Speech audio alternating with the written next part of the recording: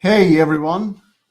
Today we're having another conversation, and this time around is with somebody who caught my eyes a few weeks ago, having a wonderful podcast and having a conversation with multiple prominent speakers in all disciplines, psychology, philosophy, theology. And I really wanted to have a chat with him about none less than epistemology.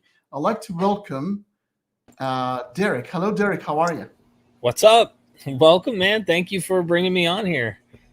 Thank Appreciate you. it. Well, we're going to tackle a very easy topic today, which is epistemology, something that sort of was elusive for like centuries among all philosophers. So, do you think we can grapple with that? Well, I can tell you this. I'm not a philosopher, but I can make it relevant to my biblical experience and kind of point out, like, what is faith, right? And then go from there, because many Christian apologists today, I think they're dealing with this problem and they're redefining faith.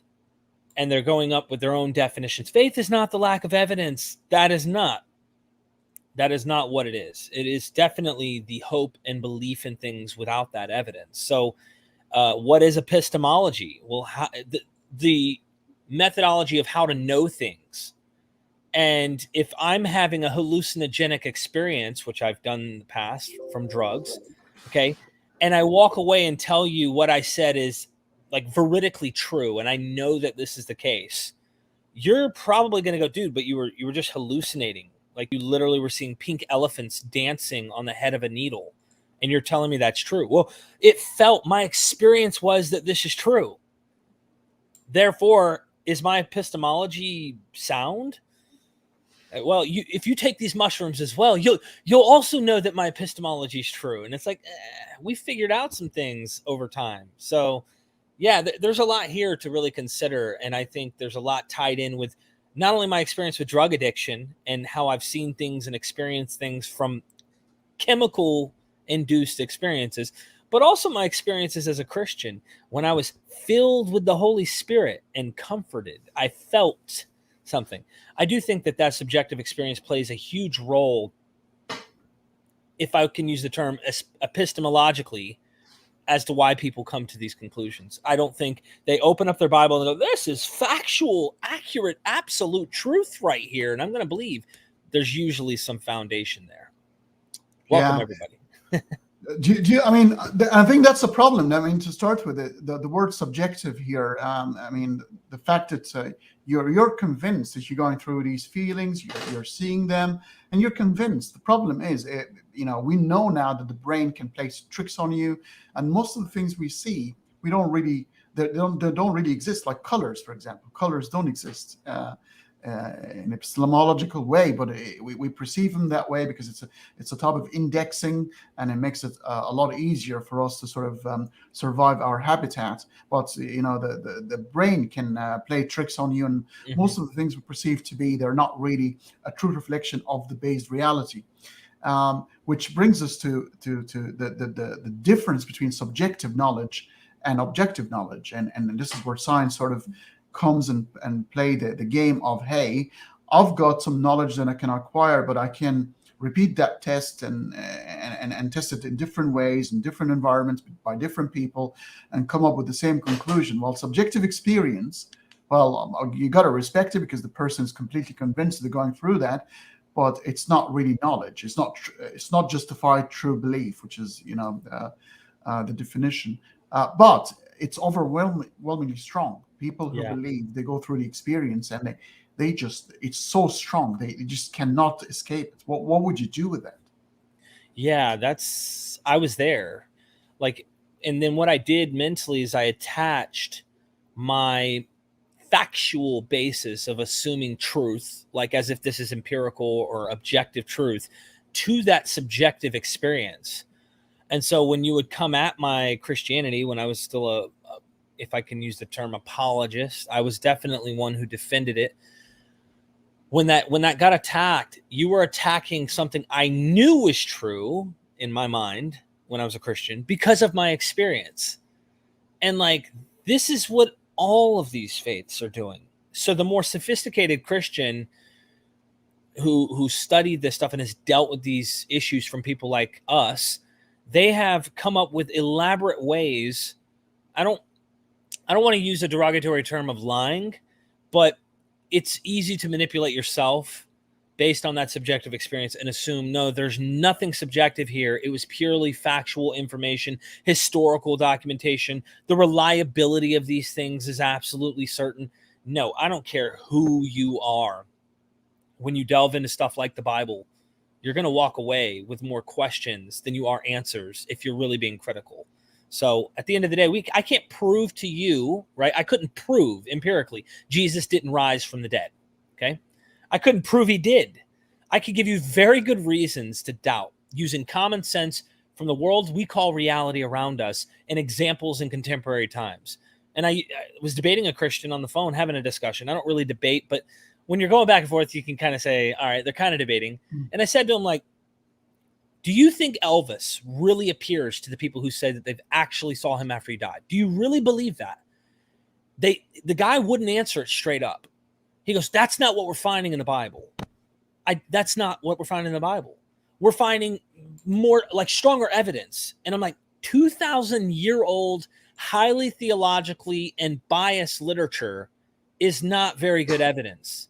And you're acting like this is evidence that you should use and rest all your case like you know this is the truth.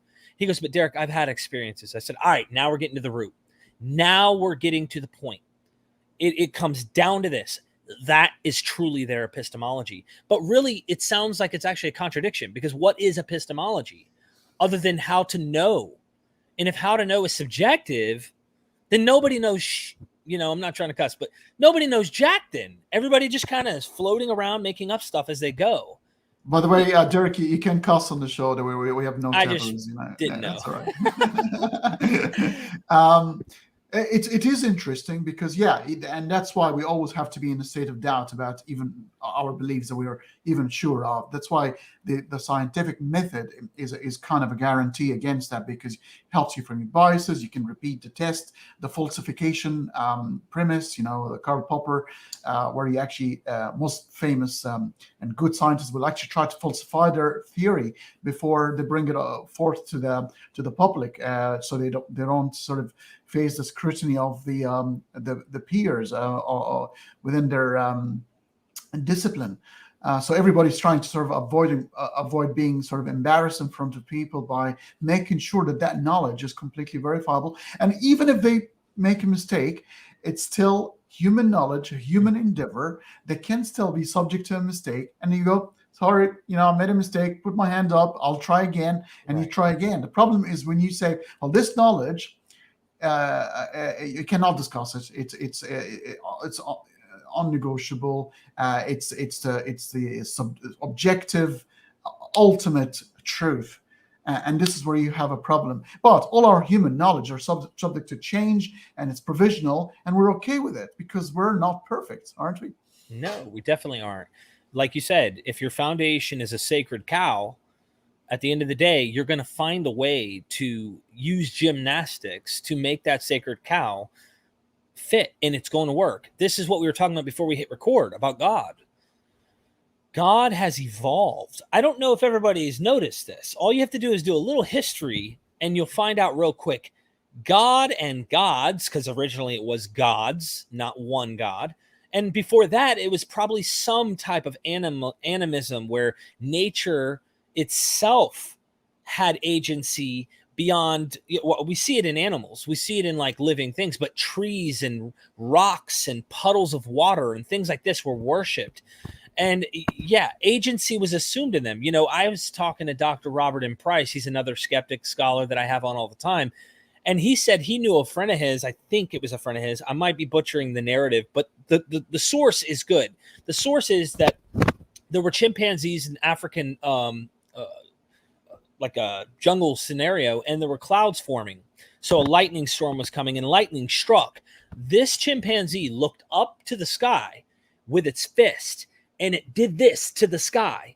And the man knew when he did like this, like angry at the sky, he was mad at the agency, thinking, hey, you're out to get me. What? Like, it's assuming there's something that was out to get it.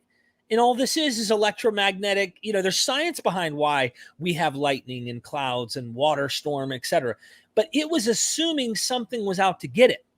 So it was looking up, just like humans do, our Father in heaven, like assuming agency in those things. So I really thought that was fascinating. But God evolving, he's now outside. And I said he.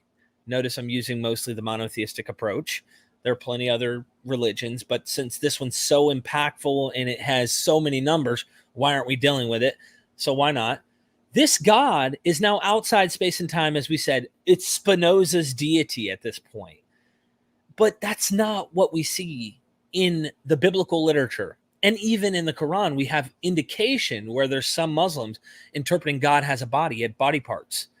Some are literalists, some are more allegorist, and they take God and say God's metaphysical and beyond space and time and all that. They're moving the unmovable mover.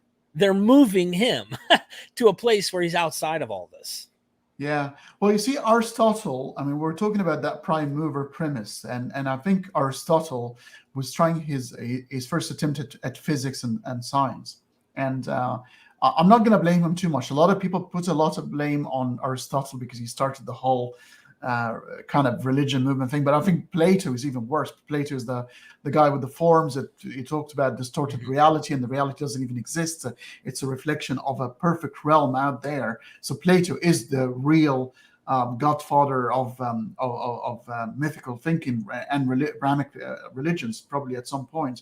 Aristotle was the guy who was completely disagreed with his teacher Plato, and there's a very famous painting that in the Sistine Chapel, I think it's called School of Athens, where it shows by Raphael, where it shows Plato is pointing with his index to the sky. Basically, this is where knowledge is coming from, the a priori knowledge, and Aristotle has got his palm sort of down to earth, talking about knowledge is a posteriori, like it's a knowledge that needs to be witnessed and experienced afterhand, and it doesn't come inspired to us from above. But when Aristotle was trying to engage in the prime mover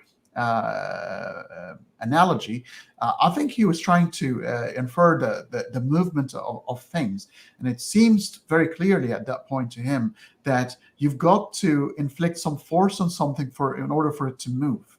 Right. And that's quite reasonable. It doesn't move by itself. Right. But we know now better. We know that in physics that's it's the other way around. The nature of things is actually moving, and things have to act upon it to actually slow it down or stop it, like gravity and stuff like that. So he got it wrong.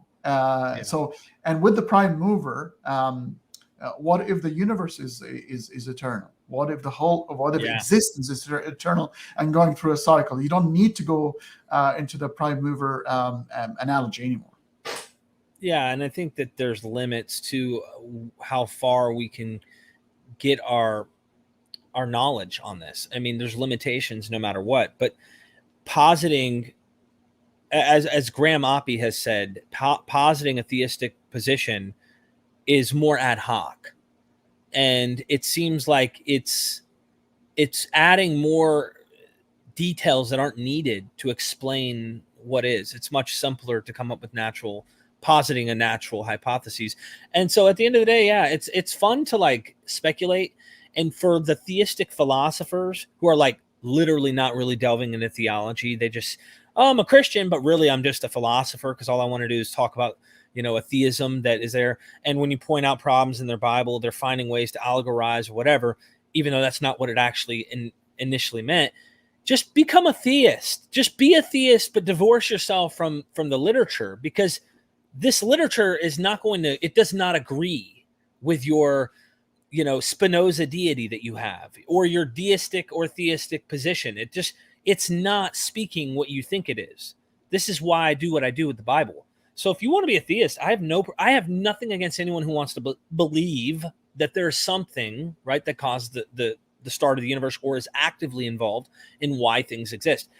Just personally, I think it makes more sense naturally now that I'm starting to look into the natural world. I've been doing that over the past year now, and I've just been mind blown every time. So every time God made the explanation, we now have something that's kind of pushing that out of the way. And so now they've made God outside of space and time. How are we ever going to know or measure this thing? Well, it takes revelation. And to me, revelation can be easily defined as a mental mistake or positing something you don't have actual knowledge of. And now you're putting your experience, whether subjective or whatever, mental faculties can make mistakes. And now you're positing that. Or dreams, right? Like they feel real. And you're thinking this is God. I've had plenty of dreams. I had a dream last night. And, I remember my dream to some extent. I won't go into all the details, but the point is all of that has been understood as God. God did it. Look at the Bible. Joseph interpreting the dreams and God is giving dreams and things. It's like we now understand how these things work. What happens eventually when we're able to test and observe those things? God will go beyond. They just keep pushing God further and further out. Well, if you have an idea and you make it unfalsifiable, then your work is done. You don't really need to do anything. It's Right. done. Yeah, people can bark at old trees and it's just, they're not going to get anywhere. If your premise is unfalsifiable, and you don't want to admit that, and you're going to say to them, well, one of the strengths of any theory in this world is the fact that you can falsify it. And that's why scientific method require that your theory can be falsified. Like the theory of evolution, show me a rabbit pre the Cambrian explosion, and the theory of evolution is wrong. Mm-hmm. It's done, and it's hugely posited by the founder of the theory just to give it extra strength. That's how a sound argument is made. But when you're trying to hide behind an unfalsifiable premise and say, well, you can't really prove me wrong. Well, I know, because your premise is like that Russell's teapot orbiting somewhere we can't reach. So to me, this is a self-fulfilling prophecy. As you said, fooling yourself is one of the easiest things to do. You have a certain bias and certain comfort zone. There is no end to this. You can fool yourself and you wouldn't even know it. Yeah, for me, I've come to a position where I know that I don't know, right? A lot of things. There's some things we have limitations on, but that doesn't, like someone will go, well, that means you're an agnostic. You don't know. That's not the position I take. I take I'm an atheist. I say I'm an atheist. But Derek, you don't know. So from what I understand is the definition of agnostic isn't just, I don't know. It's like, I'm leaving open the opportunity. The idea is still floating in my mind. Like I have a 50-50 here in my head, in my mind. That's not how that works in my head. In my head, I'm like, no. I can't prove a negative. And as far as I'm concerned, until I have evidence, let me give you one analogy to not even make God the analogy.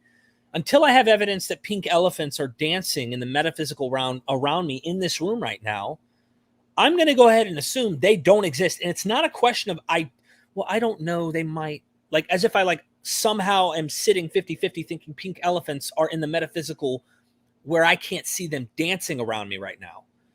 I'm fairly confident they aren't. I can't prove they aren't. But at the same time, I'm not even playing in my mind was that an elephant? Did I just see an elephant? That's not even an option in my head at the moment. So when it comes to God, I mean, I'm not going to say it's not possible. It's very possible that something that we define in the term called God, creator, source, something could be there. But in my head, I'm like, look, I have as much evidence as people will make for, and one of the biggest ones they do is they'll look at the design, right? They go, it looks too good. I'm living in a great homeostasis situation right now, and I feel comfortable that this is too good to not have a designer.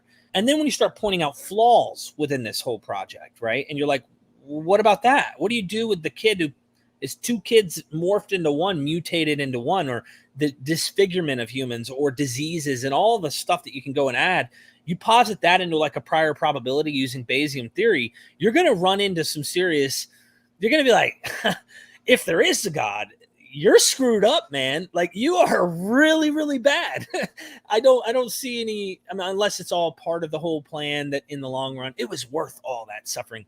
But as a parent, my subjective experience as a parent, I wouldn't want to put my kids through something like that. Like, I do little tests on them to give them a little bit of pressure, but I wouldn't, for example, using the Bible, look out my front door and say to a mob that's walking by, hey, I told my kid every Saturday he's supposed to rest.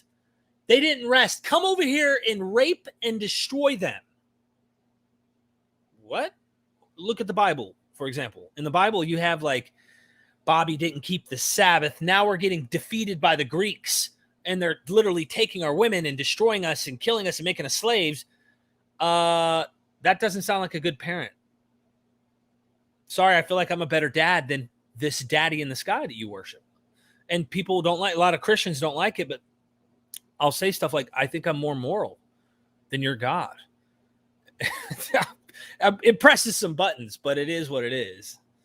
You know, Derek, I mean, the problem of evil, one of the strongest sort of arguments against the existence of God, and it's changed quite a bit, because there's a lot of people that sort of St. Augustine and a couple of other philosophers sort of had a comeback and if explained away the problem of evil, but it's sort of changed and morphed into the gratuitous evil, the things that you don't need to go through for your personality, your character to be built up, and all that sort of crap that they try to sort of feed you. Mm-hmm. But one stronger argument, in my opinion, is the strongest argument for the at least putting a question mark on the existence of God, is the argument from disbelief, or also known as the divine hiddenness.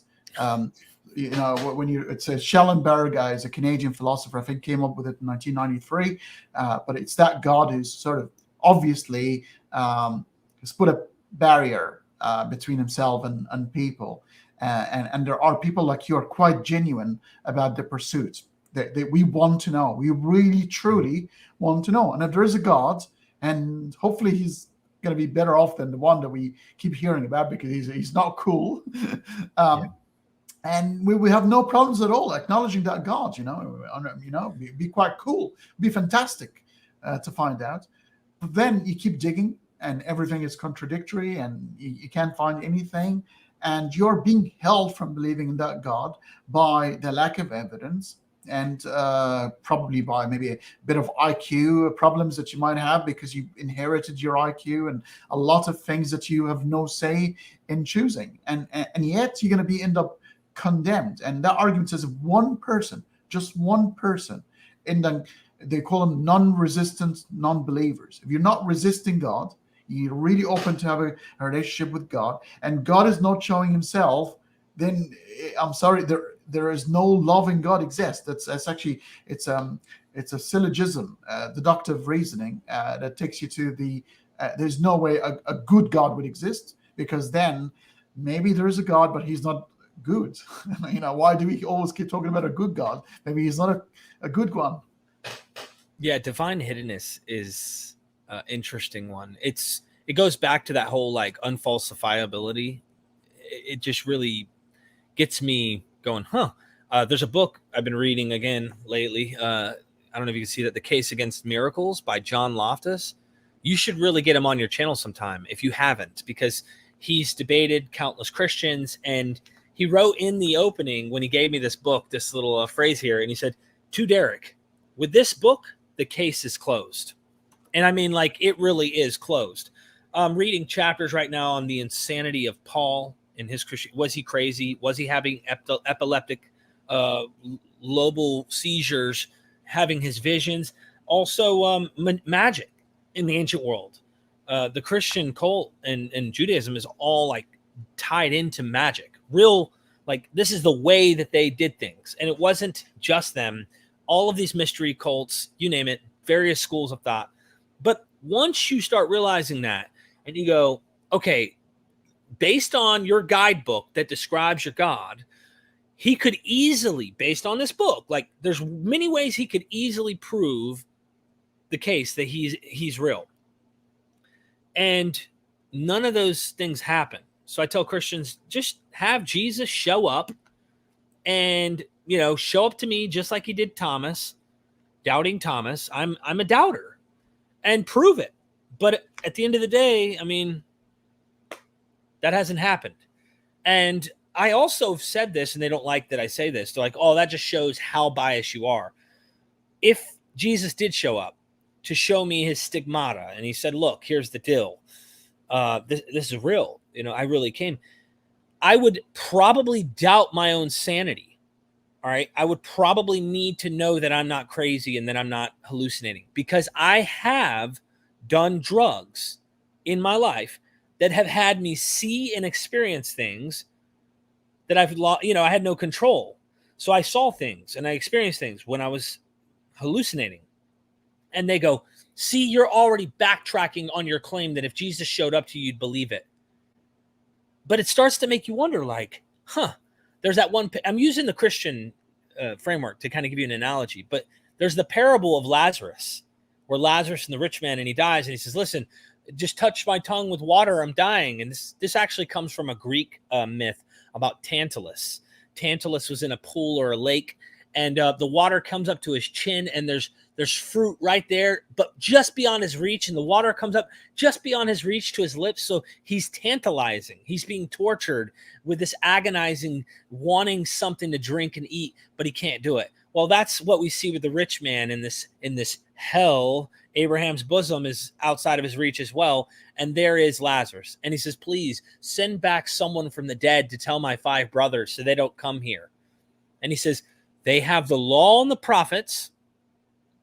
And even if we sent someone, this is them backpedaling. This is, to me, I'm using the same argument against Christians who say, you're already backpedaling because you're already assuming you might have mental faculties that are being corrupt, because I've had that happen before.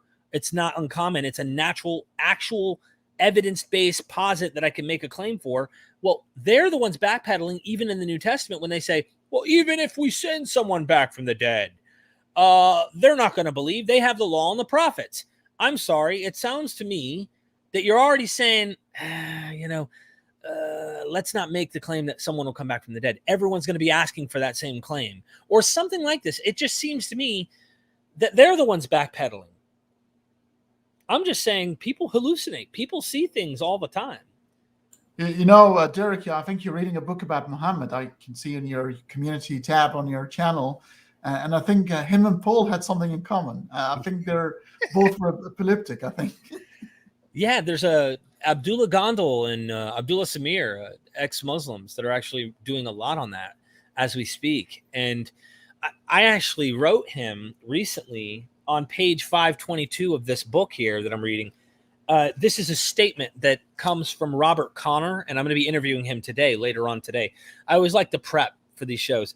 He says, historical accuracy aside, based on the accounts in Acts, for those who don't know, Acts of the Apostles in the New Testament, several authors have suggested that Paul's conversion experience resulted from an epileptic seizure.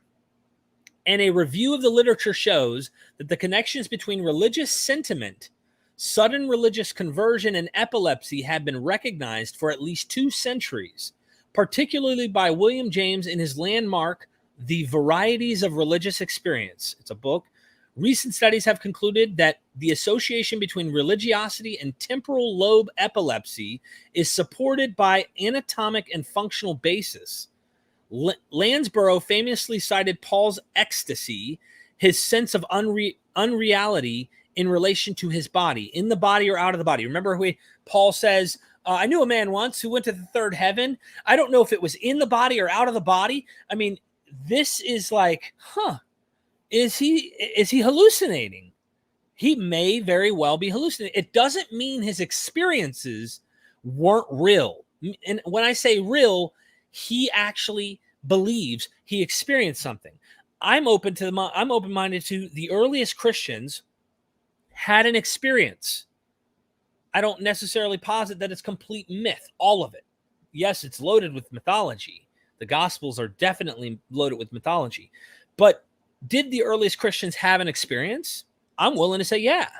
That doesn't mean their experience was, as we say, objectively true, and that everyone out there should recognize this truth or go cook in this subjective experience of hell that they claim is out there as well. Muhammad had the same thing. So here you have Muhammad and Gabriel's giving him these words which contradict the very things that Paul's teaching and the New Testament's teaching. There's some things in common and a lot that's not. So at the end of the day, what are we going to do? Are we going to sit here and believe Muhammad, believe Paul? Are we going to believe the stories of Moses and say Christians are wrong and become Jews who follow Judaism? Or are we going to say, you know what, those Hindus, they had it right the whole time with all these other gods. They've known this whole time the truth. Where do we draw that line?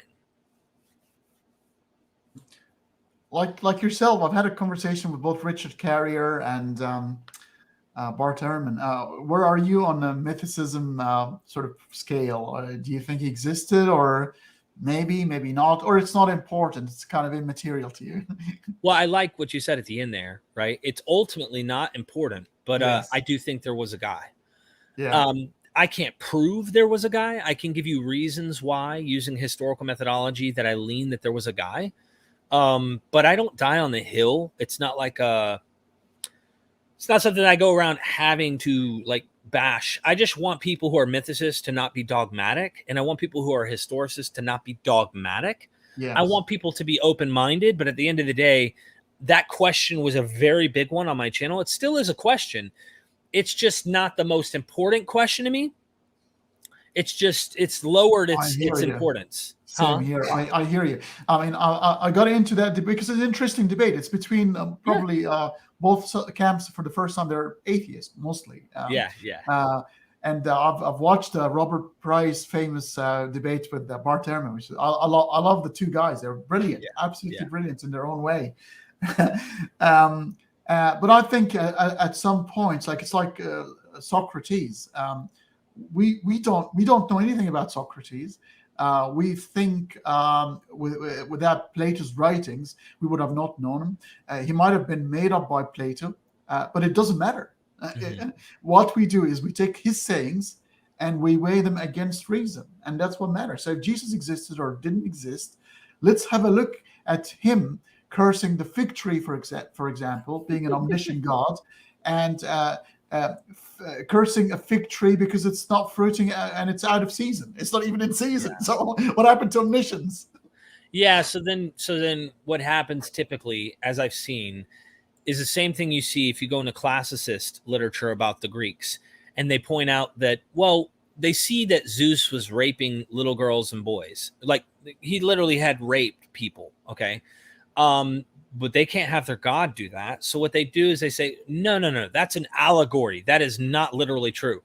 We see the same thing with the 2 bears and 42 children in the Hebrew Bible, mauled to death. Oh, that's allegory. And it might have allegorical significance. I mean, the 2 bears could be astrological signs. They could be Ursa Major and Ursa Minor. And the 42 is just a significant numerological number, a sacred number, if you'd like to call it. And I remember they were children, right? They were mocking the guy about his boldness or something. Yes, and that was Elisha. So Elisha was said bald, and he ends up calling on God and says, look, kill these little kids, right? That's what the narrative says on face value. Whatever you want to reinterpret it to say, or say that it has a deeper meaning, okay, that's fine. The fact that your God... If and I'm using this like hypothetical, like imagine they say, well, God helped inspire these authors to write these things. The fact that he purposely confuses everyone in the world to read this and say, God killed 42 kids having bears eat them to death. Whoa, no, that's not what it really means. Only 1 out of 500 million people understand what it really means. It's like, is he the author of truth or confusion? Because at this point, everyone's confused and has it misunderstood. This goes for everything, you know? It's funny. It actually literally says in the Bible, God is not the author of confusion. That is the most confusing book ever. I mean, if you really get technical, there are so many ideas in it. I love the Bible. I really do. Divorced of all of the people who have they want to monopolize the meanings and understandings. It's like, no, once you see it as literature, like if you and me were talking about Greek mythology, all right, and you really like started getting into it, you'd probably fall in love with it. Not because Zeus is really real or Hercules went through actual 12 different labors. And no. You'd read it and be like, oh, this is the clever ingenuity and ideas and storytelling and everything. You'd be like, wow, that's interesting. But you know what? Screw Zeus. Hell no. He's an asshole. You know, you look at Yahweh of the Old Testament the same way. You'd say, no, he tells the Israelites, go kill every man, woman, and child of the Amalekites. But then there's other places where Moses is telling them, look, go kill everyone, but the virgin women keep for yourself, because you gotta have a woman. Whoa. Now, one could look at that and say, Derek, that was really back in the day. I agree, by the way. This is way back then. Things were uglier then. I agree with that. But you're talking about a supposed God who has drawn like an eternal foundational morality for all time.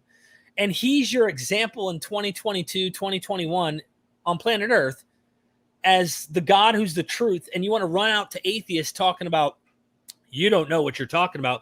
You have no moral foundation. We do.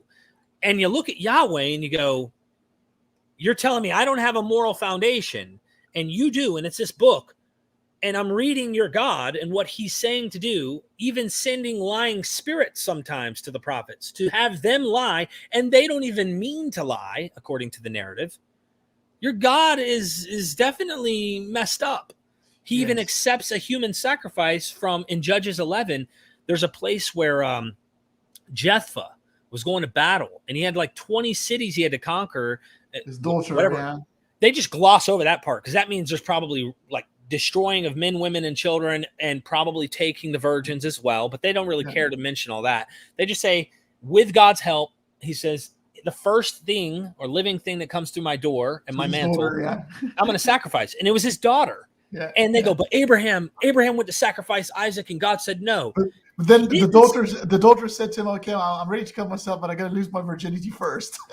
I don't know if it was lose it or if mourning it. So the point is, she goes for a couple months to mourn her virginity, is what I understand it to say. Either way, the point is she gets sacrificed. She becomes a human sacrifice.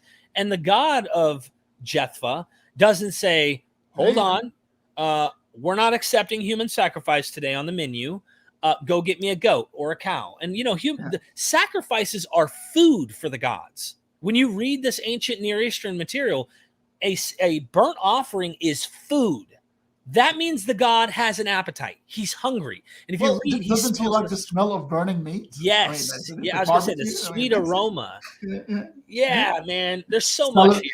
And that's what Train is about. That's God's salivation. Salivating, right? Absolutely. And till this day, there's supposedly a celebration in Judges 11 about Jephthah's daughter in Israel, according to that narrative. But something that I just want to mention, people talk about man is made in the image of God. Okay, they talk about this.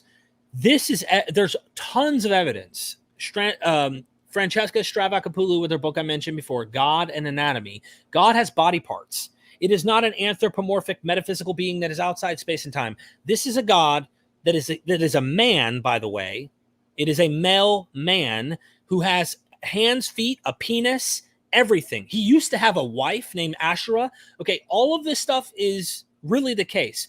Christians in modern times, to keep up with science, push God further and further out to make it unfalsifiable. That's really what it boils down to. God becomes the laws of nature, or something beyond that. Yeah, Yahweh was when you trace him, he was a known god to the Canaanites, and Asherah and all this sort of, and Baal, and there was a pantheon of gods that have history and had fights, and very similar to the gods of the Greeks, at some point, and even the biblical term Elohim, which is plural, Hebrew plural for gods, but then the cheeky Christians came later on. That's a hint at the Trinity. Nice try. Very clever as usual. This is what they do, and it starts with what we talked about. You're dealing with the sacred cow, which is what we have as true, and now we need to redefine material to fit that. I deal with this in theological disputes all the time too. There's a group that they're called Israel Only, and they take things like the word Gentile, ethne, ethnos, or in Hebrew goy, goyim, which just means the nations, right? They take this term and they define it to fit what they want their conclusions to be about who Paul, the Apostle Paul's audience were. And they disregard what scholarship has to say on this. Many of them claim to be atheists, and I see they still are practicing this kind of cognitive dissonance where they are bending definitions to meet their conclusions instead of saying, we've got tons of different ideas and granting that there's so many different ideas within the Bible. Maybe my ideas taught in some spots, but not in others. They're not willing to grant that. They got to keep the whole book for themselves, even as atheists. And some of them aren't atheists, but it makes me realize, like, wow, people who are theists aren't off limits to these type of things as well. It goes to anyone. People like me fall into these cognitive dissonance bias all the time, and they want to blame me that. They'll say, you're stuck, Derek. You don't know what you're talking about. But I do think I've been taking from multiple sources, including Christians like Dale C. Allison Jr. At the end of the day, he's a Christian, and I'm talking about biblical studies. But he, at the end of the day, is also a universalist, so he's got a happy ending for everybody. But I learned from him, and I like to use the analogy, I chew the meat and I spit out the bone. You know, I chew the meat, I spit out the bone. The bone to me is the stuff that I just don't see the conclusions, what he's drawing. So anyway. Yeah, it's a very interesting, and I never understood the cultural Jew term. You know, I mean, most Jews now are atheists by now, or don't believe. But somehow they like the cultural aspects of what connect them as people, and they might not accept the premise of a promised land biblically or religiously, but then secularly they like to uphold it and keep it. It's like almost like a case of having the cake and eat it too, sort of thing. You know, I never understood that, because to me, once I abandon an idea not to be true, I don't think I can sleep the night knowing that I'm doing something that I don't believe in. I don't think it will work for me. But some people obviously can. They can reconcile that sort of thing where they stop. And apparently a lot of priests do that too as well. I think Mother Teresa in her dark soul sort of letters, where she confessed to losing faith. But as you know, a lot of priests, that's the only thing they know about how to do in life. That's their job. And they lose their faith, but they keep the job because, food has to be put on the table, and that's the only thing they can do. But I don't know. I don't think I can personally live a double life. Some people can by the looks of things, but what about you? I mean, would that be obviously something that will torture you? I mean, the only way I could imagine someone doing something like that, if they didn't have like a traumatic experience or they don't deal with a fundamentalist. So if someone wants to keep kosher because they just have their whole life while they were a believing Jew, they never ate pork, they never ate shellfish. It's just not in their diet. And so they end up leaving and they're like, I just prefer kosher. I like kosher food. And I keep kind of practicing the holidays. Like me, I still practice Christmas. Not because I'm celebrating the birth of Jesus, so to speak, even though that's the main, point Christians in America want to do it for. I still there's the spirit of Christmas, Santa Claus and a Christmas tree and like getting them gifts. I don't have any trauma there. But like, if you were asking me, Derek, you're an atheist now, why don't you go to the evangelical church, since culture there is kind of more Christian than not? No, I'm not interested in dealing with people who walk up to you. Like the other day, I'm not going to mention his name in case ever this video came out and he saw it. But there was a man that I grew up with, his son, who his son was getting married. And he looked at me, and I think his son has told his father about my not believing anymore. And he looked at me and says, Derek, remember when you were carrying the Bible around as a child and you did that all the time? You know it's the truth, bro. Go back to it. Go back to the truth. Read this on my wall. And he was pressuring me. Literally, I felt pressure. And he pulled a wallet out. He started going, read this. Jeremiah 31. Read that. And I'm reading it. And he goes, that's God. God has that for you. Like, I couldn't get a word in. I didn't even want to. I just listened to him. And he said all these things. And I said, thank you, Mr. Mahano. Thank you so much. Walked back to the table. And I just told his last name. Anyway, who cares? Point is, I went back to the table and I told my wife, I said, this is what happened. I told her and I said, was that how I used to be? And she said, you used to do that to everybody. as an evangelical Christian. You pressured the hell out of me and everyone in your life. That's exact. And I said, that was really uncomfortable. I did not like that.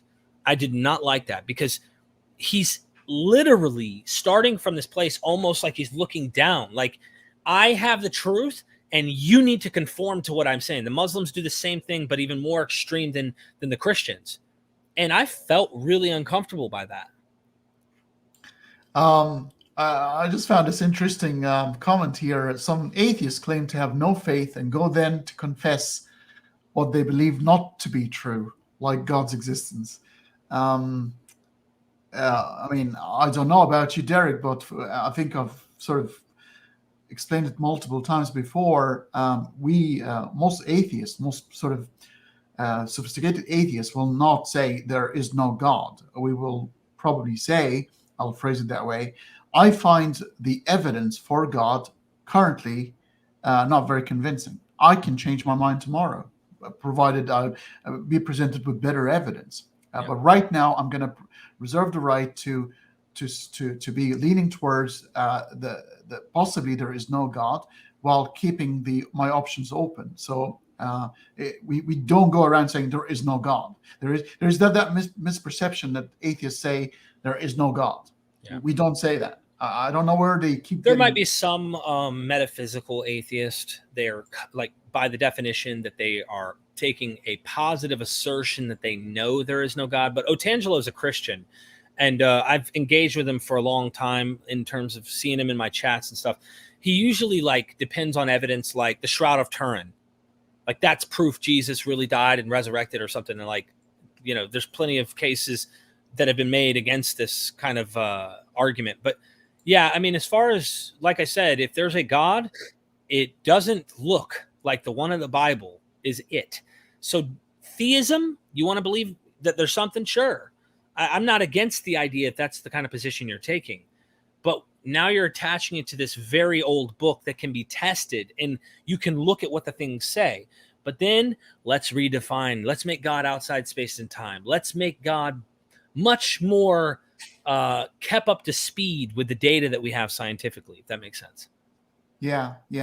Well, the abstract God, sort of, so the God of Spinoza, which is often really mistaken, like the way they've mistaken Einstein's saying, oh, Einstein was a believer, he was a man of God, and all what he said, and God of Spinoza is not an agency. He's not a God that you pray to. He's just existence. He's everything. You're God, and the table is God. Everything is God. Existence is God.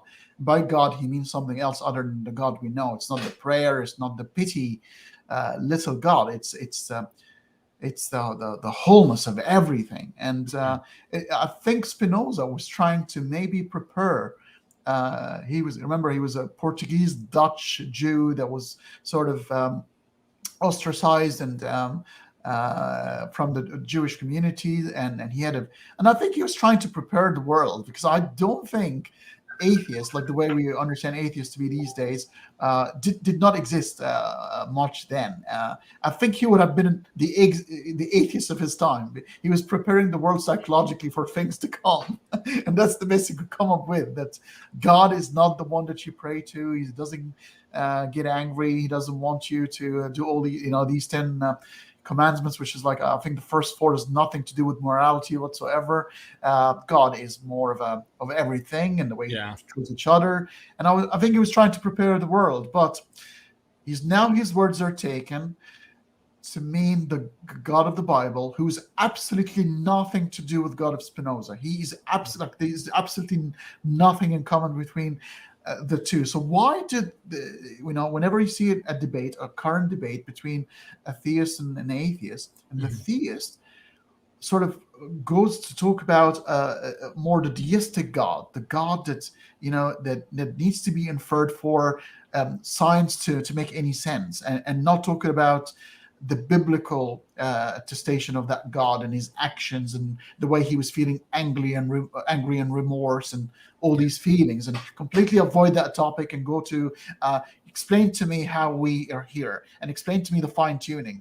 Yeah, I see that all too often. I think that like there's a guy named Pine Creek Doug. He has a YouTube channel, and he's big into like street epistemology and stuff. And he's encountered a lot of these presuppositionalists, and a lot of them, they'll say, no, I'm not a presup. They'll say stuff like, I'm an evidentialist, but they start with the God hypothesis.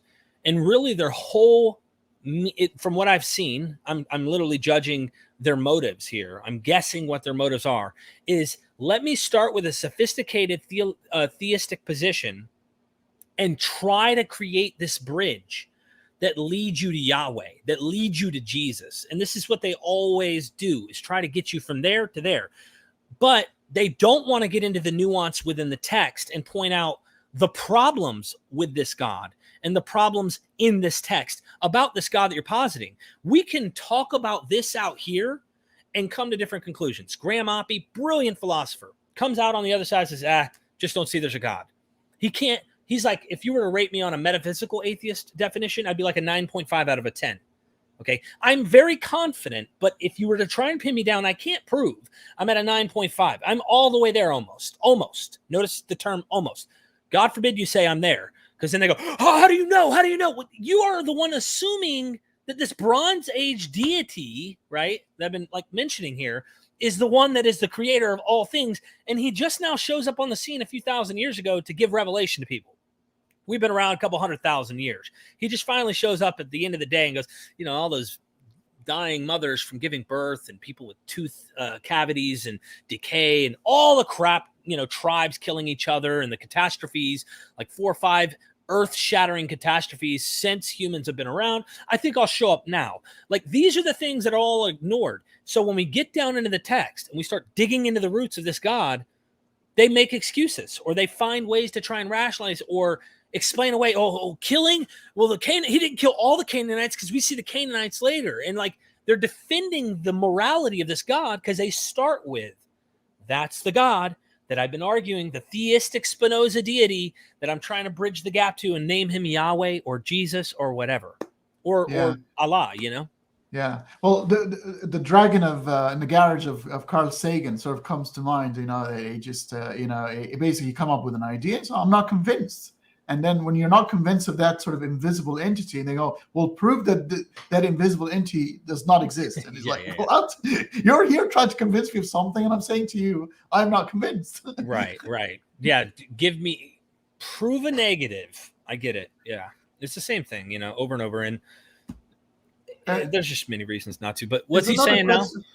Yeah, it's another question here, which is, I can't believe this question keeps being getting asked. And the analogy here is God of the Bible is akin to the Santa and the pink unicorns. Why do we care so much? As if the history of the world, with all the things that have been committed in the name of the religion, are very similar to the effect of the believing in the pink unicorns, and the atrocities were committed in the name of the pink unicorns. Yeah. Don't you see this analogy is very flawed? Well, I've seen it. There was one famous debate Frank Turek had with Christopher Hitchens. And you could tell that this one, I didn't even need to know what this guy's faith was. I know for a fact by his way he looked, the way he asked the question, the way he folded his leg after he asked the question. I was an evangelical Christian. This man who asked this question had to be an evangelical Christian. I'm 9.5 out of 10 confident that that's what this guy was. So anyway, he says to Christopher Hitchens, why don't you just go home? You don't believe in God? Stop doing this crap. Go home. Now, he got really angry. You could tell the emotions were flaring up. He was ready to do something. This is the guy who was in the audience with crossed legs. In the audience, yes. I remember. And Christopher laughed, kind of, hold on. What did he say again? Okay. He said, first of all, these are death cults. He starts to get into the insanity. The impact that they have right now, MythVision, my channel, your channel, wouldn't exist. We wouldn't have any audience to talk to if there weren't serious impacts in the world by these ideologies. And this is why we have something to talk about. So why does Christopher Hitchens do this? Well, he goes on to explain. And there are real followers of the faith, right? He compares, according to the texts, he compares phony followers of, let's say, he calls them phony, but Islam, let's say.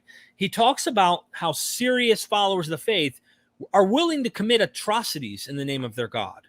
And according to their text, these atrocities aren't bad. Well, in Christianity, they're not supposed to. They'll go, well, that's not a real Christian. Look, all the deaths and killings that have happened in the church, in church history, for people who didn't believe in Christianity, that's not what Jesus did. We're trying to go back to Jesus. Okay. So what they do instead of forcing by death with a sword is they do what that man I told you the other day did at the wedding. And they confront you with this absolute truth and make you feel uncomfortable, coming at you, telling you how you're going to go to hell. And they try to tell you how you're not living your life right, yada, yada, yada. But they're very, very confrontational on doing those type of things. And they go, well, you're doing the same thing in the opposite direction. I don't care what you believe at the end of the day. But I'm not telling anyone out there you're going to go to hell or you're not living your life in the right way because you're sitting here doing this. I feel like we're doing this to try and wake people up and take a more liberal approach if you're going to believe in something. But then they'll go, you're asking me to stop believing what this book teaches me.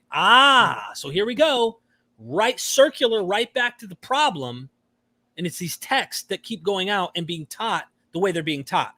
Yeah. Let's move religion along with science. Okay, let's go together. Because if we can't do that and you have to come back to some fundamentalist position, that won't, it's gonna be what's keeping us from going far in modern times. Does that make sense? I even remember, I don't know if I recall correctly, but Christopher Hitchens said, and religion comes now with its smug face because it has given so much ground to science. But when it had the upper hand, do not forget what religions used to do to people when it was the stronger bit. But now, because it's weaker, because it had to give so much ground now to science and secularism and humanity, now it's like, oh, come on, guys, you're being so harsh to me. But remember, just a couple of centuries ago, they were burning people on the stake and like Bruno alive when they were talking about anything that contradicts the biblical analogy. Yeah, and I don't want the shoe to be on the other foot, where now people who are secular are out here. That's why humanism is a great philosophy. See, we're not taking the shoe, putting on the burn you at the stake shoe and say, all right, now since you believe in that God and you believe in a Trinity or you believe in these things, we want to burn you at the stake. No, but since you still vocalize your beliefs and you are pushing this out there still, we're doing our right. And in America, we have a First Amendment. Also have a Second Amendment. Someone wanted to try and test me. And at the end of the day, I'm going to do my best to try and educate people. Because once you see what's really going on here, this is like, I always give this analogy. And just let me give this analogy real quick and I'll be brief. David Blaine is a magician. We all know David Blaine, or people who've been on the internet know David Blaine. I give this analogy because this is a perfect analogy of my experience and many others that I've talked to. We walk into this Coliseum or this little magical show where there's a red curtain and everyone in the show is ready to see the magical powers of David Blaine. And this guy in the corner goes, psst, hey, what if I showed you what's going on behind the curtain?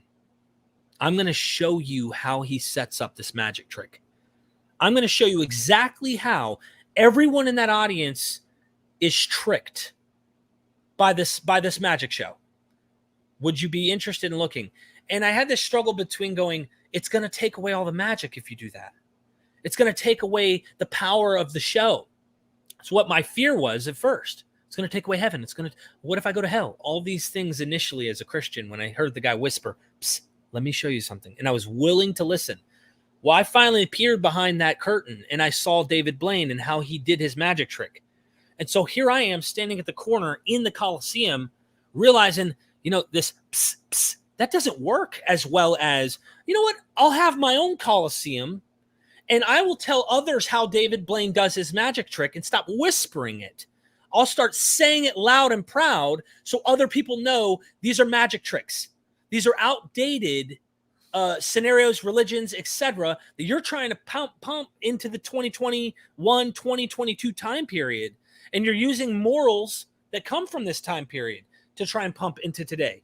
And so I'm going to educate people that once I saw the magic trick, I really wanted other people to look at it and say, hey, Check out the Bible with me. Listen to what these expert PhDs are saying about God. He has a hand. He has physical body. He has a penis. He used to have a wife. Whoa, don't say that. No, that's not true, Derek. Show me in the Bible where God has a wife. Okay, like Bible inerrant onlyist, fundamentalist. I was one, so I'm talking to me 10 years ago. So people are like, you're being way too confrontational toward me, Derek. I was one. Trust me. And now I'm realizing, oh, snap, it's all a trick. And I mean, I use that as an analogy, but yeah. Yeah, I mean, even with that analogy now, even magicians are a lot smarter now. They've evolved, and they're no longer hide behind.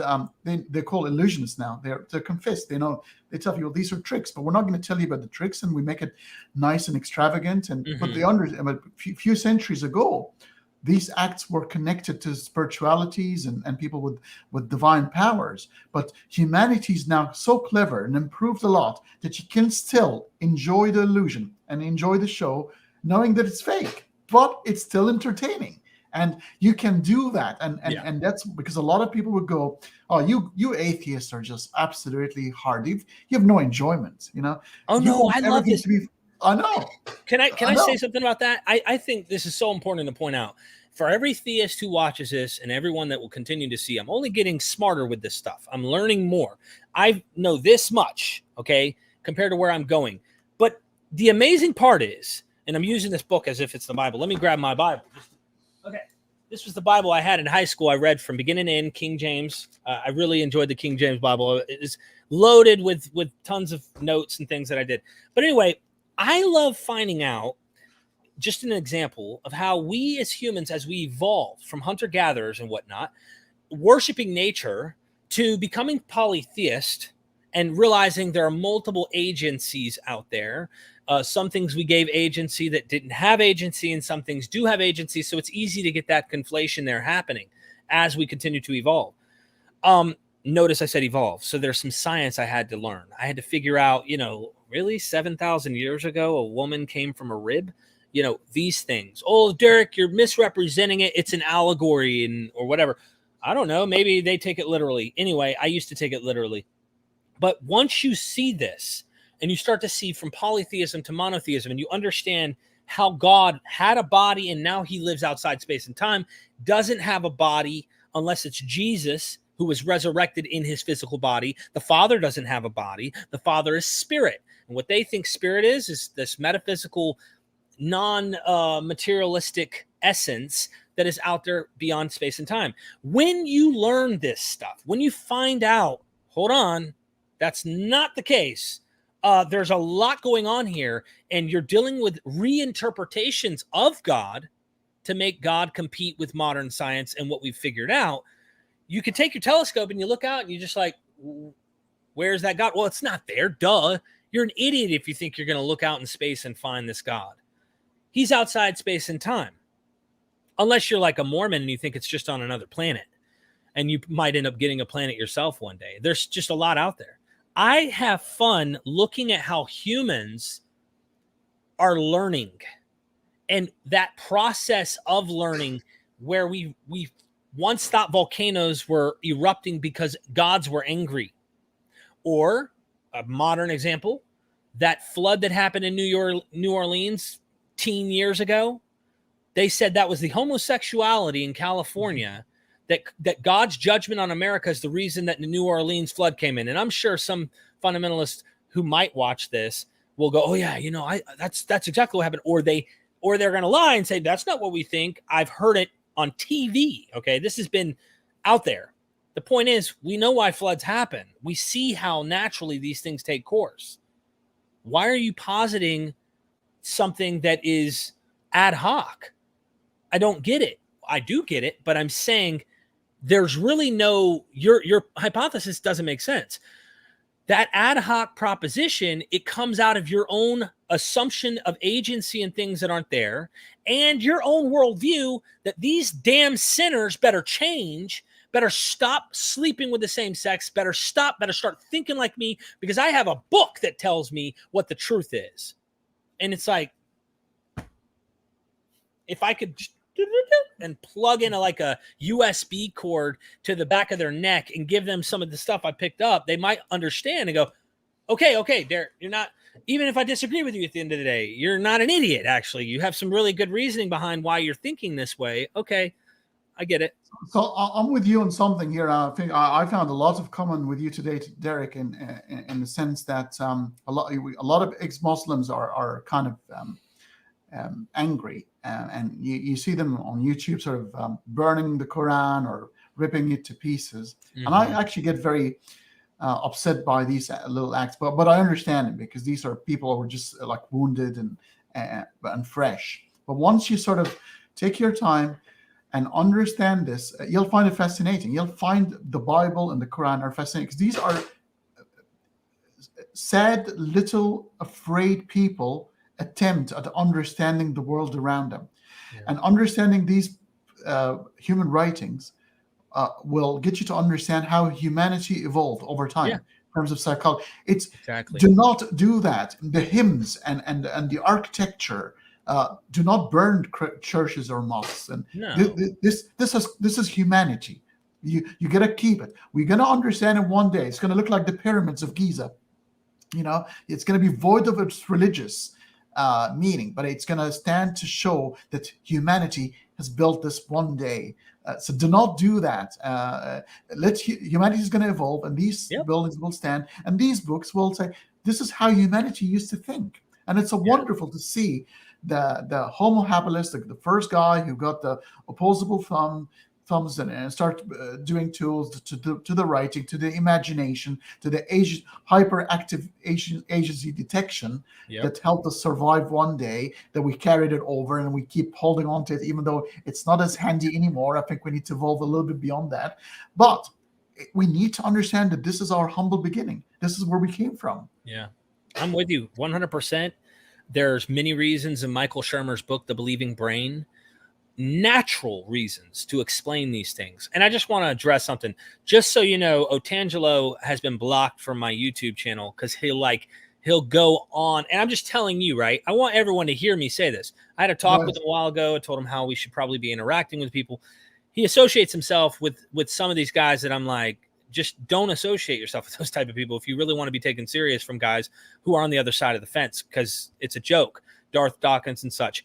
But he brings up abiogenesis, and this is a very interesting thing. Go into the scientific field and look into this, right? There's one guy, what is the guy's name? He's a theistic chemist who's trying to debunk abiogenesis. James Stewart. Who is it? James Stewart? That's right.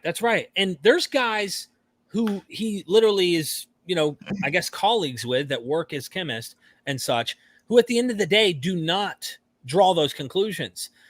He is a theist. He's a believer. Therefore, Derek, I've had. Do you know Dave Farina? Professor Dave Explains. He's got a very good. Yeah. I've had him on my channel. Yeah. I've just had. We talked about Abiogenesis just a couple of weeks ago. I'm going to be honest. All of this is way over my head on being able to understand. So if you're assuming I must know all of the intricacies of everything that is detailed in evolution on how we would come, how chemical compounds over certain environments at certain periods of time would allow life to spontaneously come into existence from something so small and then become what we have. That's something that's way over my head, and I suspect it'd be way over Otangelo's as well. Come on, Derek. Do we need to have multiple PhDs to understand the God? It's taken to us to that level where we have to understand biology, understand cosmology, understand all these things, just to understand why would a loving, omniscient God create the world in that way and create heaven and hell and condemn us to. That's that original sin scenario. It always baffles me. So God takes Adam and Eve, walk around the Garden of Eden. There are millions of trees, so beautiful millions of trees, and he's doing reverse psychology there. It's like, you see that one tree, and really, it's like, actually, I would have never noticed that tree if you haven't pointed it out. But that one tree, do not eat from it. It's like, okay, now we've been set up. Well, it really, don't get me started. I was a predestinarian before I left Christianity and realized that this is something that in the New Testament you for sure see. I don't think that the God described back then in the biblical account has the same predestinarian concepts we see like in Paul. But when you're reading this stuff, it is really silly to have all of this. And then you want to go to Abiogenesis to say, since we don't know exactly how life started, let's posit a Bronze Age deity written in an ancient text that said, in the beginning, God created the heaven and the earth. And the funny thing is, the myths in which they're getting this from, the gods created the world as well in the beginning and things. So they define heaven and earth to be all the universe and all its galaxies and everything in modern, contemporary, anachronistic ways to make that God the creator as we understand science today, the earth as a sphere as we understand science today. All of that stuff is so disputed using the Bible. Sure, if you want to be a theist, keep it. Get into philosophy. But he's a presuppositionalist. So this Otangelo gentleman starts as a presuppositionalist and starts with the sacred cow and works outward. This is what all presuppositionalists who are Christian do. I'm doing a 5-part series at the moment called God of the Gaps, and I've started from the cosmological gap, what happens before the Big Bang, the fine tuning. So I had Professor Lawrence Krauss, I had Dave Farina talking about Abiogenesis, because basically what religion is trying to do at the moment is like, hey, you don't know the answer to this yet, and therefore there is a God. Yeah. What we're saying is simply, again, science, yes, we acknowledge that we don't understand and we don't know this yet, but therefore we're going to say we don't know and we will continue trying to know. Look at the difference between the two stances. One is saying, well, I've got a prior knowledge and I'm going to try to prove it by appealing to credulity and lack of knowledge and ignorance, while the scientific approach saying, I'm humble enough to raise my hand when I don't know and say, I don't know, but what I'm going to try to do and what I'm going to spend my time on is trying so hard to find out and trying to get you guys technology that works, TVs, planes that will fly you from one place to another within half an hour, as opposed to a few weeks trip by the ocean, and do things. People will like people like Otangelo will talk about things like that, and I don't know if this is a Dunning-Kruger effect, but basically he's saying, well, I'll come to your show, Derek, and I'll debate your best scientist. I wouldn't waste my time with him on my channel. And look, Otangelo, stop embarrassing yourself, bro. Like, I wouldn't waste, if anything, let me give you an honest response to this, and I'm going to be polite in this response, okay? If I were to organize getting the greatest scientists that understand abiogenesis, or at least have a good explanation for the origin of life, and then I was to have them debate somebody, it wouldn't be you. It would be probably James Tour. It would be someone else who's an academic. I wouldn't waste my time with a keyboard warrior online who's a presuppositionalist who believes that, mankind as we see it today came 7,000 years ago. I don't know exactly where he stands on this, but I don't know if he thinks humans were created 7,000 years ago, or if he posits theistic evolution and that life or a soul was breathed into Adam as an evolved person. I like to think the former. I think he's probably against all evolution, period.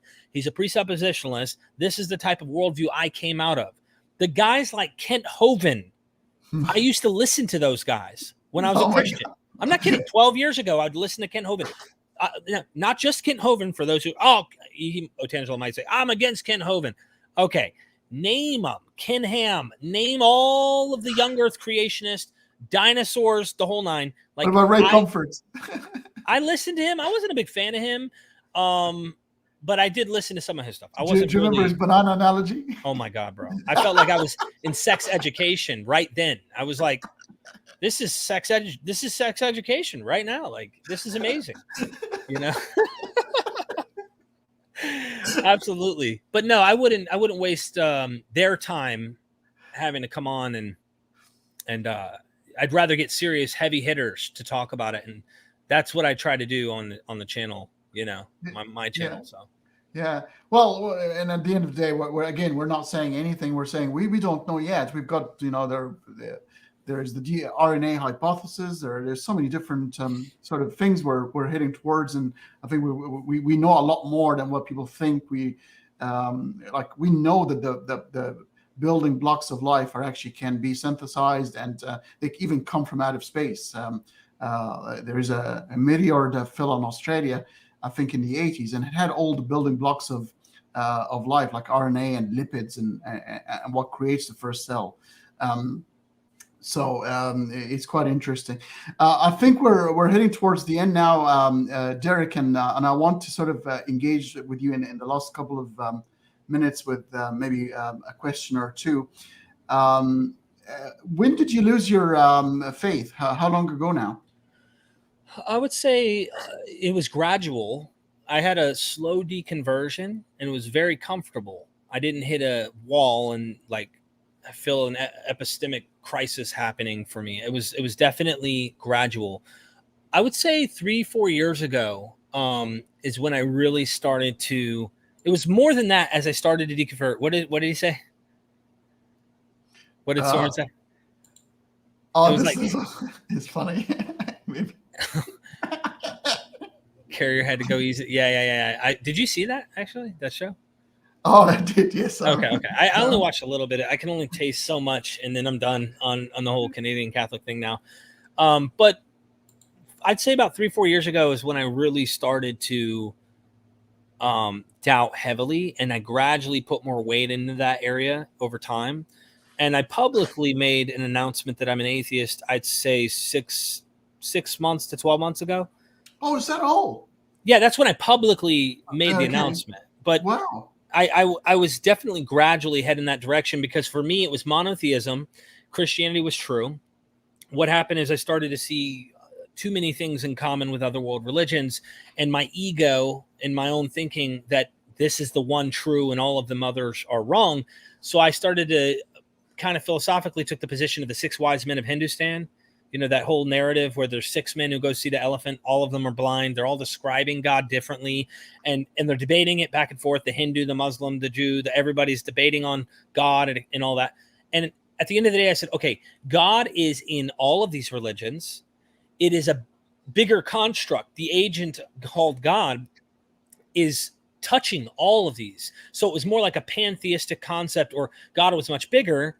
And when I took that position, it lost its potency in my personal life. Like, I didn't have this overarching God that cared about pornography and every little tiny thing that ever happens, and literally observing my every little tiny crevice and crack of what I do in my life, yet watches all these other people starve and die of diseases and famine and you name it. Yeah. In that elephant analogy, I always felt sorry for the guy who was holding the penis, thinking it was the elephant's trunk.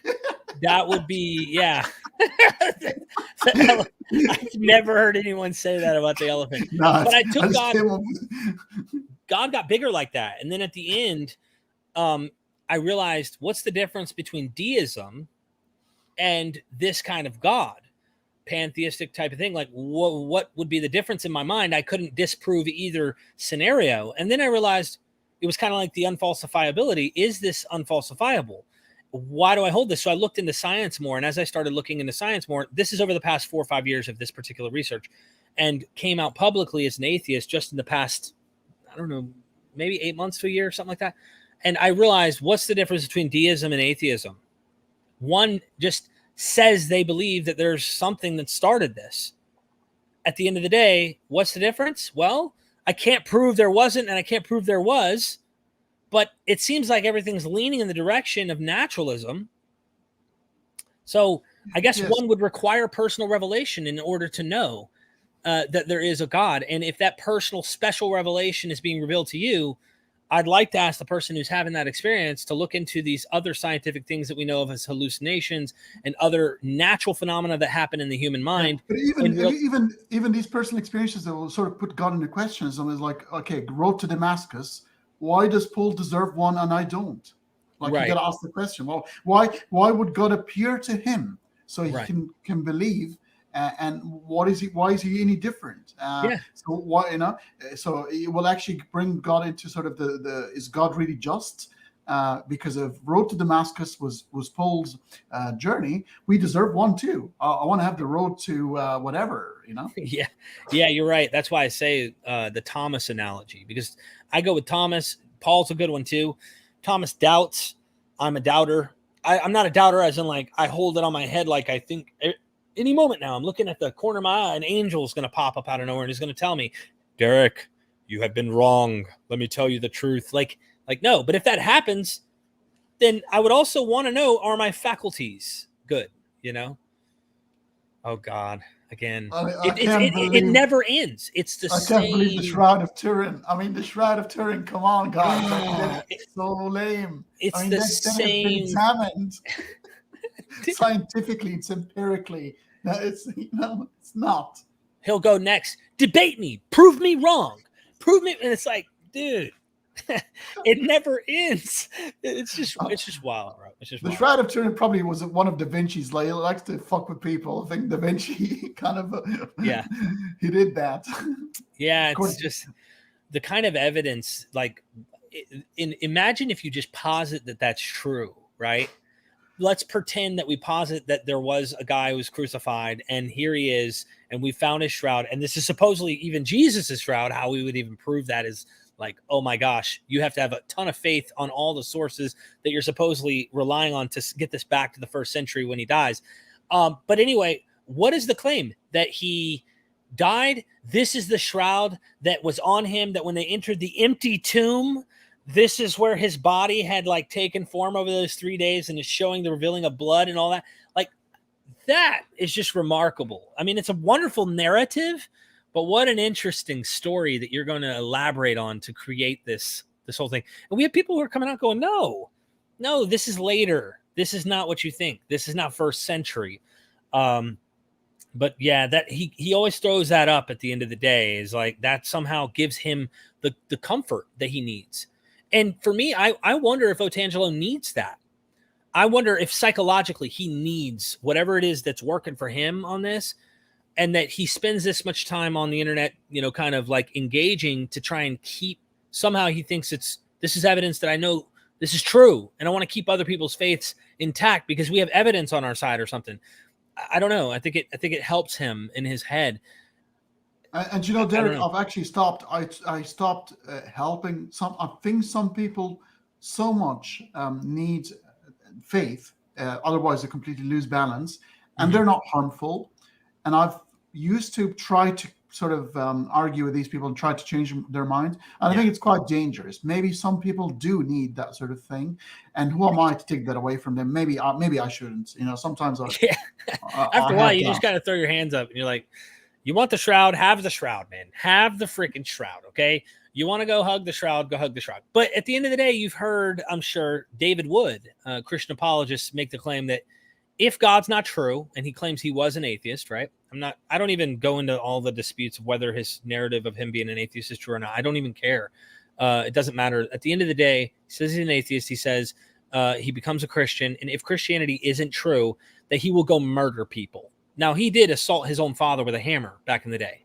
And I thought to myself, you better stay a damn Christian then, because if that's actually true, that you will go around killing people, and I'm not doing that. I have no, I actually don't want to harm people. I do have self-defense if necessary, but I just don't see the connection between, if there's no God, chaos and nihilism, and I have to go kill people because that's what I want to do. I inherently want to murder people. It's like, bro. So you probably, because I believe Jesus. You're a fan of Christopher Hitchens like me, so you probably hear Christopher Hitchens all the time talking about a book called When It Was Dark by Guy Thorne. I don't know if it talks about morality and the sources of morality, and that book was 1905 or 1906. It was written about, they found the body of Jesus and the throne, the crown of thorn, and they realized it was Jesus and it was all fake, and they found the body, and people start fornicating on the streets and killing each other, and he's basically saying that that's never going to happen. We evolved morality for reasons beyond religion and God. Morality is here to serve a purpose. It's the best way for us as species to survive together. Collaborative behavior and altruistic, reciprocal altruism, things like that. They help us survive. But look at this, read this comment. I think this movie you and I must watch. Saw a movie where that got the DNA from the Shroud and made the second coming Jesus, or maybe it was the Antichrist. Don't remember the name of the movie though. It was wild. What was the movie? So I don't know the name of the movie, but it's almost like a play on Jurassic Park. Remember when they got the mosquito inside the amber and they got the DNA? Yes. And they got some dinosaurs. So this is the one where they get the DNA from the Shroud and they create another Jesus. Wow. Yeah. Oh my gosh. That's funny, dude. Yeah. It's just, what do you do, man? For me, I don't think faith is a good foundation to rely on for, knowledge. As we talked about the whole title of this show, it's as biblically defined, Hebrews 11. If you don't mind, I'll read that to you real quick here. Where did I put it at? Okay, so Hebrews 11 opens this way. I'm using the NIV. Now, 10, 12 years ago, when I was a King James onlyist, it was 13, 14 years ago, I wouldn't have been allowed to read this version. The NIV version was of Satan. But here is the beginning of Hebrews 11. Now, faith is confidence in what we hope for and assurance about what we do not see. This is what the ancients were commended for. And then he goes on to this list of the saints who believed in things, like says in verse 3, by faith we understand that the universe was formed at God's command. We haven't seen that. We just by faith have this. So that what is seen was not made out of what was visible. So in what way are we going to know if that it was created by things that are not visible, right? How would we come to know these things? You're going to have faith in things that you don't see.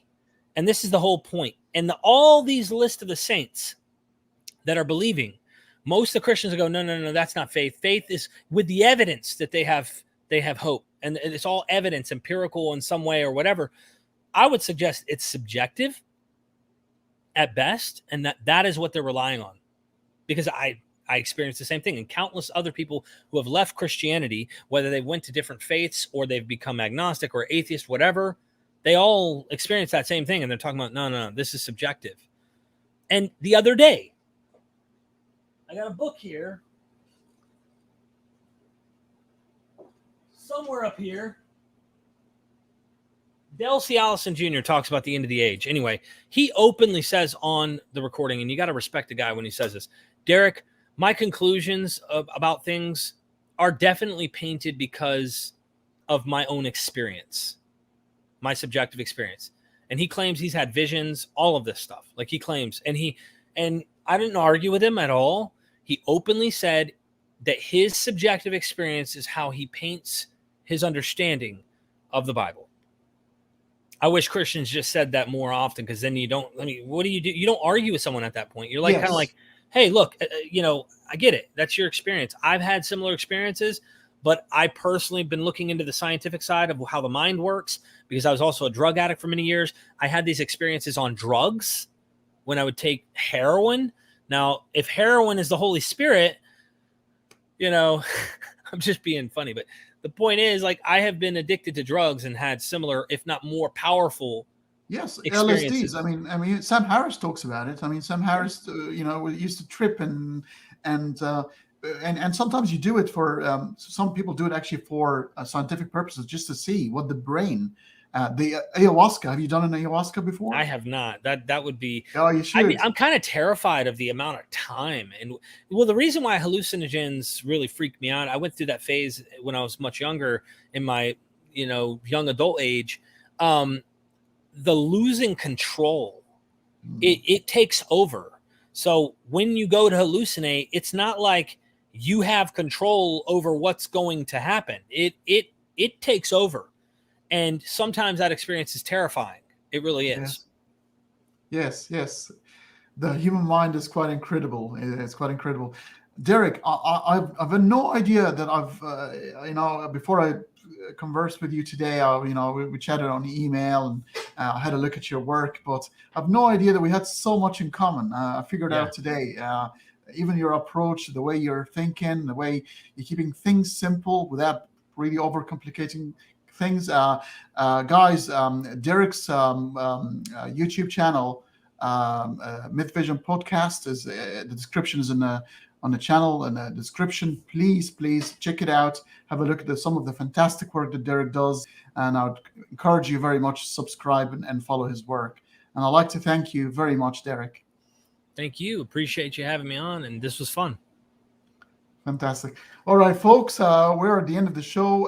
In the next couple of days, there will be another one on me talking about quantum mechanics and Schrodinger's cat. So I look forward to that, and I'll see you later.